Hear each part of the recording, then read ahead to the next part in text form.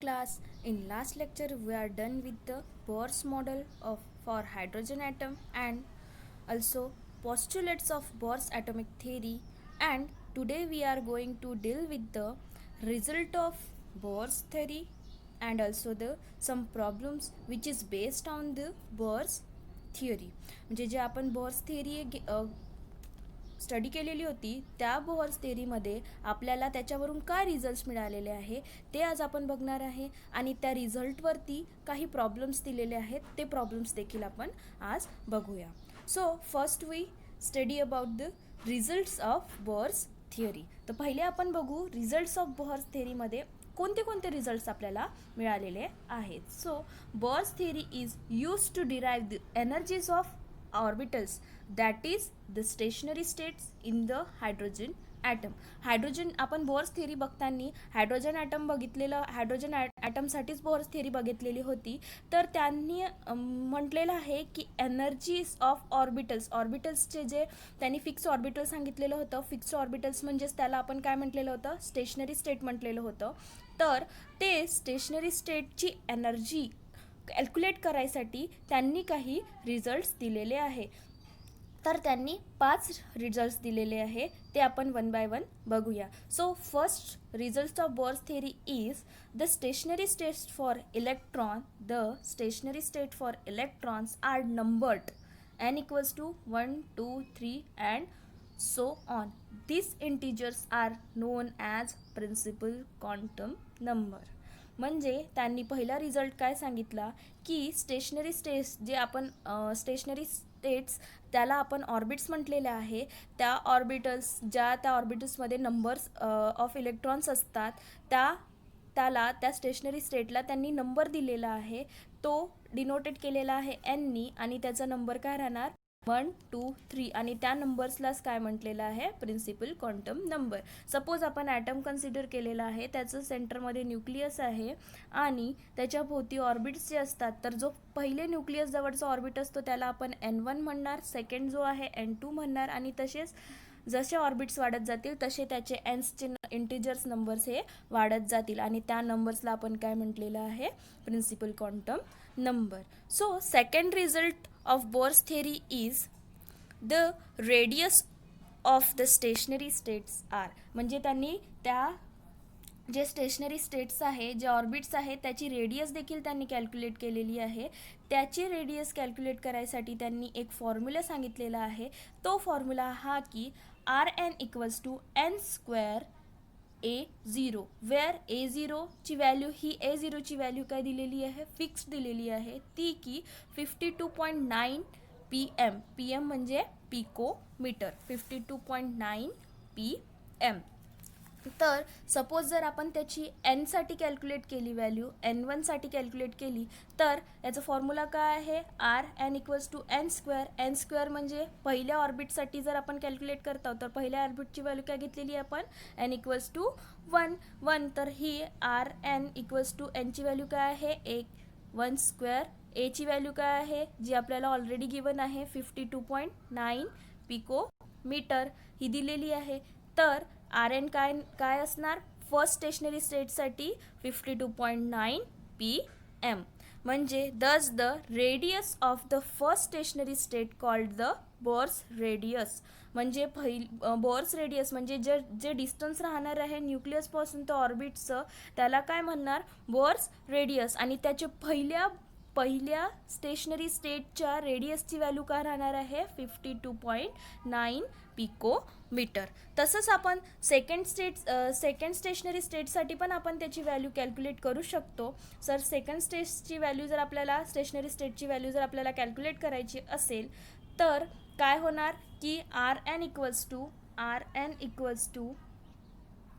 n square A0 बरोबर, n square A0. तर n square A0 मध्ये जेव्हा तुम्ही सेकंडची value n equals to 2 put करा, n इक्वल्स टू 2 म्हणजे n इक्वल्स टू 2 पुट केला तर 2चा स्क्वेअर काय होईल 4 इंटू 52.9 हे मल्टिप्लाय करायचं. तसंच जर समोरच्या रेडियसची काढायची असेल, स्टेशनरी स्टेटच्या रेडियसची व्हॅल्यू काढायची असेल तर nची व्हॅल्यू चेंज होत जाणार. म्हणजे सेकंड असेल तर 2, थर्ड असेल तर 3, फोर्थ असेल तर 4 आणि त्याचं मग स्क्वेअर करायचा मल्टिप्लाय बाय A0ची व्हॅल्यू आहे 52.9.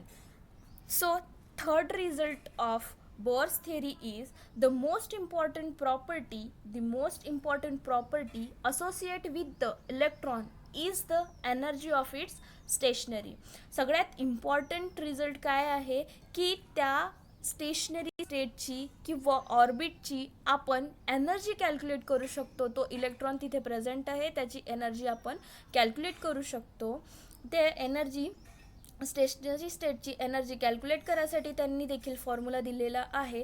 तो फॉर्म्युला असा की E1 equals to minus RH in bracket 1/n².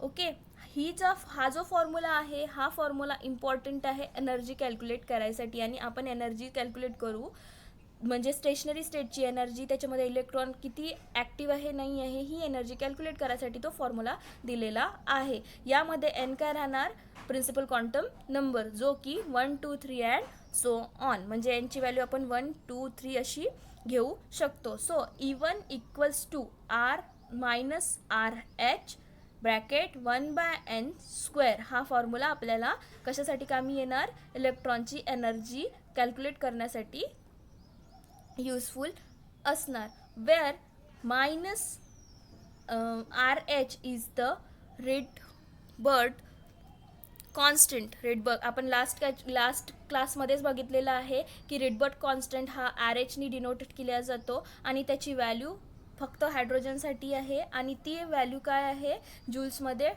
2.18 into 10⁻⁻18 joule. He G value आहे ही RH ची व्हॅल्यू आहे जी की कॉन्स्टंट आहे फॉर हायड्रोजन ॲटमसाठी. ओके, तर आता आपल्याला बघायचं आहे की जर आपण एनर्जी कॅल्क्युलेट करणार पहिल्या N1 साठी तर lowest energy state is called the ground state. आपण लास्ट लेक्चरमध्येच बघितलेलं होतं की जो पॉस्ट्युलेट्स ऑफ बोर्स ॲटॉमिक थिअरी, त्याच्यामध्ये आपण म्हटलेलं होतं की जो पहिला न्यूक्लियस जवळचा ऑर्बिट असतो त्याला आपण काय म्हटलेलं आहे, ग्राउंड स्टेट म्हटलेलं आहे. म्हणून ज्याची एनर्जी लोवेस्ट असते त्या जो स्टेशनरी स्टेटला आपण काय म्हटलेलं आहे, ग्राउंड स्टेट म्हटलेलं आहे. आणि त्याची एनर्जी कॅल्क्युलेट करण्यासाठी तिथे एनची व्हॅल्यू आपली काय होणार, N इक्वल्स टू 1 होणार. तो न्यूक्लियसच्या जवळ असेल, पहिलं ऑर्बिट असेल म्हणून त्याची व्हॅल्यू N इक्वल्स टू 1 होईल. मग 1 डिवायडेड बाय 1² इथे दिलेलं आहे ना फॉर्म्युल्यामध्ये 1 डिवायडेड बाय n², तर n किती आहे आपला 1 आहे, विच इज इक्वल्स टू 1. तर आपण सगळ्या व्हॅल्यू या E1 याच्यामध्ये पुट करणार तर आपल्याला काय मिळणार बघा. E1 इक्वल्स टू RH ची व्हॅल्यू काय आहे 2.8 इंटू 10⁻⁻18 जूल, बरोबर. ती व्हॅल्यू आपण या फॉर्म्युल्यात पुट करणार.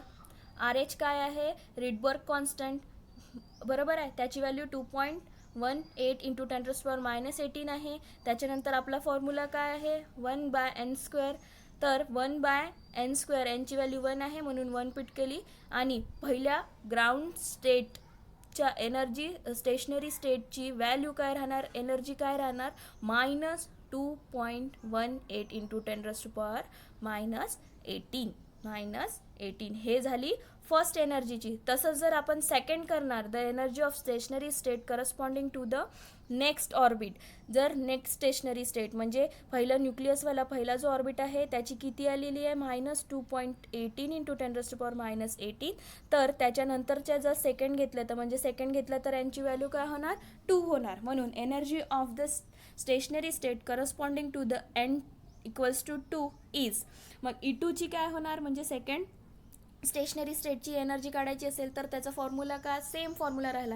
E2 equals to -RH bracket 1/n² equals to. आता याच्यामध्ये बघा काय राहणार सेकंड याचं E2 इक्वल्स टू, आता RH ची व्हॅल्यू काय आहे सेम जी कॉन्स्टंट आहे -2.18 इंटू 10⁻⁻18, फक्त एनची व्हॅल्यू आपली चेंज झालेली आहे. सो एनची व्हॅल्यू काय 1/2² इक्वल्स टू, आता याला 2चं स्क्वेअर म्हटलं तर 4, आता 1/4 याला कॅल्क्युलेट केलं तर आपल्याला आन्सर काय मिळणार -0.545 into 10⁻⁻18 joule. So next result of Bohr's theory is the fourth result of Bohr थेरीचं काय राहणार की Bohr's theory can apply to the hydrogen like species. म्हणजे बोअर्स थेरी ही फक्त अप्लाय करू शकतो आपण हायड्रोजन लाईक स्पेसिस. आता हायड्रोजन लाईक स्पेसिस म्हणजे काय असतं की ज्याच्यामध्ये एक इलेक्ट्रॉन असतं त्यालाच आपण बोअर्स थिअरी अप्लाय करू शकतो. म्हणजे ज्या ॲटममध्ये फक्त एक इलेक्ट्रॉन प्रेझेंट असेल म्हणजे हायड्रोजन लाईक स्पेसिस असतील त्यालाच आपण बोअर्स थिअरी अप्लाय करू शकतो. For example He+, Li2+, Be3+, and so on. Energy of the stationary state associated with these species are given below. म्हणजे हायड्रोजन लाईक स्पेसिस असतात त्याची आपण एनर्जी कॅल्क्युलेट करायसाठी एक फॉर्म्युला दिलेला आहे. तो फॉर्म्युला बघा, En equals to -2.18 into 10⁻⁻18 Z² divided by n square. आता Z काय आहे जे आपण लास्ट लेक्चरमध्ये ऑलरेडी बघितलेलं आहे. Z इक्वल्स टू काय आहे, atomic number. Z equals to atomic number. Okay, तर हा मोस्ट इम्पॉर्टंट फॉर्म्युला आहे जो की कशासाठी कामी येणार, आपल्याला एनर्जी कॅल्क्युलेट करण्यासाठी कामी येणार. आणि ती एनर्जी कशाची असणार, ती एनर्जी ही स्टेशनरी स्टेटची असणार जो की हायड्रोजन्स लाईक स्पेसिसचीच आपण कॅल्क्युलेट करू शकू. तर यामध्ये डिफरंट झेड्सची व्हॅल्यू डिफरंट असते. फक्त इलेक्ट्रॉन आणि इलेक्ट्रॉन्स हे फक्त एक असायला पाहिजे, हायड्रोजनसारखा एक असायला पाहिजे, पण त्याचे झेड्स काय, ॲटॉमिक नंबर काय असतील, डिफरंट असतील. आणि सेम जशी एनर्जी कॅल्क्युलेट करू तशीच आपल्याला रेडियस देखील कॅल्क्युलेट करता येतं. तर रेडियसचा फॉर्म्युला काय आहे, Rn equals to 52.9 n² divided by ZPM. PM म्हणजे picometre. Where Z is the atomic number. From the above expression, it can be seen that the energy decreases. And radius becomes smaller as the value of Z increases. म्हणजे atomic numbers जे increase होत जाईल, atomic number जर increase होत असेल तर रेडियसची ही जी value आहे ही value काय होणार, ती काय होणार, स्मॉलर होत जाणार, म्हणजे डिक्रीज होत जाणार. Z इन्क्रीज झाला, Z इन्क्रीजेस, तर रेडियस काय राहणार, डिक्रीजेस. आणि एनर्जी काय होणार, डिक्रीजेस होणार. एनर्जी देखील काय होणार, डिक्रीजेस होणार, म्हणजे मोर नेगेटिव्ह मिळणार. So next result of bores theory is, पाचवा रिझल्ट असा आहे की आतापर्यंत आपल्याला माहिती आहे की इलेक्ट्रॉन हा रिव्हॉल्व होत असतो, ठीक आहे, न्यूक्लियसच्या अवतीभोवती फिरत असतो. तर वेलॉसिटी ऑफ इलेक्ट्रॉन देखील त्याच्यावरनं म्हणजे रिव्हॉल्व होत असणे म्हणजे ऑब्व्हियसली त्याला वेलॉसिटी असेल, तर वेलॉसिटी देखील आपण बोअर्स थिअरीवरून कॅल्क्युलेट करू शकतो. So velocity of electron can also be calculated from Bohr's theory. Quantitatively, it is found that the magnitude of velocity of an electron increases with increase of Z. म्हणजे जर atomic number हा increase होत असेल तर velocity of electron देखील increase होणार. काय होणार, इन्क्रीज होणार. And decrease with increase in the principal quantum number. आणि जर n हा इन्क्रीज होत असेल तर वेलॉसिटी काय होणार, डिक्रीज होणार. यामध्ये 2 सांगितलेलं आहे. वेलॉसिटी कॅल्क्युलेट करायसाठी देखील आपण बोअर्स थिअरी यूज करू शकतो. जसं तुमचा प्रिन्सिपल क्वांटम नंबर इन्क्रीज होणार म्हणजे n जर इन्क्रीज होणार, जो ऑर्बिट असतो तो इन्क्रीज होत जातो, तसं काय होणार, वेलॉसिटी काय होणार, डिक्रीज होत जाणार. आणि Z नंबर म्हणजे ॲटॉमिक नंबर हे इन्क्रीज होत जाणार, तर वेलॉसिटी देखील इन्क्रीज होत जाणार. त्यावरती रिझल्ट्स ऑफ बोअर्स थिअरीच्या रिझल्टवरून काही प्रॉब्लेम्स दिलेले आहे, ते प्रॉब्लेम्स बघूया. त्यामधला फर्स्ट प्रॉब्लेम हा आहे की how many electrons are present in 2H1, 2 helium and helium plus. Which of these are hydrogen like species. या प्रॉब्लेममध्ये असं म्हणत आहे की हायड्रोजन लाईक स्पेसिस, तर याच्यामधले कोणते हायड्रोजन लाईक स्पेसिस आहे आणि त्याचे इलेक्ट्रॉन्स किती आहे हे आपल्याला कॅल्क्युलेट करायचं आहे. So solution is hydrogen like species contain only 1 electron. आपल्याला माहिती आहे हायड्रोजनमध्ये एकच इलेक्ट्रॉन असतो, म्हणून जर हायड्रोजनसारखे स्पेसिस असतील त्याच्यात देखील एकच इलेक्ट्रॉन राहणार. सो आपण याच्या 3 जे आपल्याला दिलेली आहे व्हॅल्यू, या 3 पैकी आता तिघांची व्हॅल्यू आपल्याला इलेक्ट्रॉनची काढायची आहे आणि त्यावरून आपल्याला सांगायचं आहे की हायड्रोजन लाईक स्पेसिस कोणते आहे. तर हायड्रोजनमध्ये एक इलेक्ट्रॉन असतो. सो आपण पहिले हा वाला कन्सिडर करू. 2H1 हे घेतले तर याच्यामध्ये Z किती आहे, 1 आहे. सो त्याच्यामुळे हे equals to number of proton equals to number of electron. तर नंबर ऑफ प्रोटॉन आणि नंबर ऑफ इलेक्ट्रॉन किती राहणार आपल्याकडे, 1 राहणार. Z इक्वल्स टू काय आहे, 1 आहे. नंबर ऑफ प्रोटॉन किती, 1, म्हणून नंबर ऑफ इलेक्ट्रॉन काय राहतील, 1 राहतील. सेकंड काय आहे, 2He मध्ये काय आहे की Z इक्वल्स टू किती आहे, 2. तर नंबर ऑफ Z म्हणजे काय असतो, नंबर ऑफ प्रोटॉन असतो आणि number of proton equals to 2 आहे. तर नंबर ऑफ इलेक्ट्रॉन देखील काय असतील, 2 असतील. आता थर्ड आहे He प्लस. आता हिलियम प्लस आहे, तर हिलियमच्या याच्यामध्ये आपण आत्ताच बघितलं की झेडची व्हॅल्यू 2 आहे. तर आपल्याला ते प्लस करायचं असेल, प्लस म्हणजे इलेक्ट्रॉनला काय करायचं आहे, इलेक्ट्रॉनला काढायचं आहे. जेव्हा आपण एखाद्या ॲटममधून इलेक्ट्रॉन काढू तेव्हा त्याच्यावरती पॉझिटिव्ह साईन येतो, म्हणून Heमधून एक इलेक्ट्रॉन मायनस करू तर आपल्याकडे एक पॉझिटिव्ह साईन येणार, म्हणून number of electron in He -1. तर आपल्याला number of equals to number of electron in He मिळेल.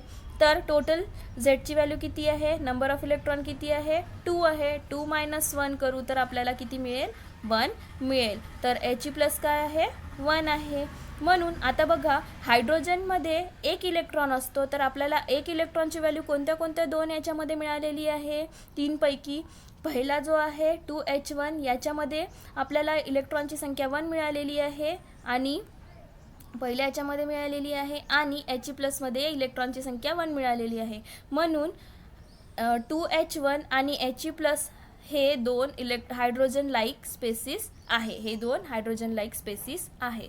So next problem is calculate the radius and energy associate with the first orbit of He plus. आता He plus हा आत्ताच आपण म्हटलेलं होतं की सेकंड रिझल्ट ऑफ त्याच्यामध्ये hydrogen like स्पेसिसचंच आपण एनर्जी आणि रेडियस कॅल्क्युलेट करू शकतो, तर त्याच्यामध्ये आपल्याला कशाची एनर्जी आणि रेडियस कॅल्क्युलेट करायची आहे, He प्लसची एनर्जी आणि रेडियस कॅल्क्युलेट करायची आहे. तर सोल्युशन He प्लस हा हायड्रोजन लाईक स्पेसिस आहे, त्याचा Z किती राहणार, having nuclear charges Z equals to 2 राहणार. हेलियमचं Z काय राहणार, 2 राहणार. जरी त्याच्यावरती एक प्लस चार्जेस आला असेल तरी त्याची व्हॅल्यू काय राहणार, Zची 2 राहणार. ती आपण काढलेली आहे म्हणून त्याच्यावर H प्लस आलेला आहे, पण त्याची व्हॅल्यू Zची काय राहणार, 2च राहणार. And for the first orbit हा काय असेल, त्याचा first orbit n equals to 1 असेल. तर so radius of first orbit is calculated by the formula R1 equals to 52.9 n square by Z. तर तो व्हॅल्यू जर त्याच्यामध्ये आपल्याला फॉर्म्युला दिलेला आहे रेडियसचा फॉर्म्युला काय आहे, आपण आत्ताच बघितलेला होता, RN equals to 52.9 n square divided by Z. तर त्याच्यामध्ये आपल्याला nची व्हॅल्यू किती दिलेली आहे, 1 दिलेली आहे. So 52.9 into 1 square divided by Z किती दिलेला आहे, 2 डिवायडेड बाय Zची व्हॅल्यू 2 आहे. ते पुट केल्यानंतर आपल्याला आन्सर काय मिळणार, 52.9 डिवायडेड बाय 2 केलं तर